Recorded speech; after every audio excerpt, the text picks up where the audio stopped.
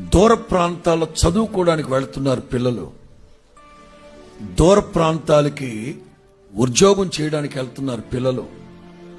దూర ప్రాంతాలకి జీవనోపాధి నిమిత్తం వెళుతున్నారు యవ్వనస్తులైన పిల్లలు. ఒంటరిగా ఉన్నాను అన్న ఫీలింగ్ కంటే నన్ను ఎవ్వరు చూడరో నా ఇష్టం. ఇవాళ యవ్వనస్తుల పరిస్థితి ఒంటరిగా చదువుకోవడానికి, ఉద్యోగాలకి, వ్యాపారాల నిమిత్తం ఇటు వేరే రాష్ట్రాలకి, ఏకంగా వేరే దేశాలకు వెళుతున్నారు. ఏం చేస్తున్నారు అక్కడ?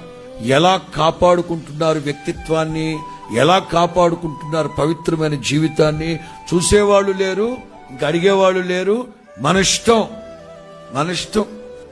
జాగ్రత్త జాగ్రత్త జాగ్రత్త.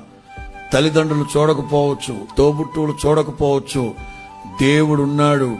దేవుడు చూస్తూ ఉన్నాడు. సమస్తాన్ని చూస్తూ ఉన్న దేవుడు, సమస్తాన్ని చూచుకునే దేవుడు. ఆయన సమస్తాన్ని చూస్తూ ఉన్న దేవుడు. ఒక యోసేపు లాగా, ఒక ఎస్తేర్ లాగా, ఒక నెహెమ్యా లాగా, ఒక జెరుబ్బాబెల్ లాగా, ఒక తిమోతి లాగా, ఒక దానియేల్ లాగా, ఓ షద్రక్, మేషక్, అబేద్నెగో లాగా ఫోర్స్ ఉంటుంది. అన్ని అవకాశాలు ఉంటాయి. అంత మాత్రాన పొరపాటున జారిపోకూడదు ఆధ్యాత్మిక జీవితంలో.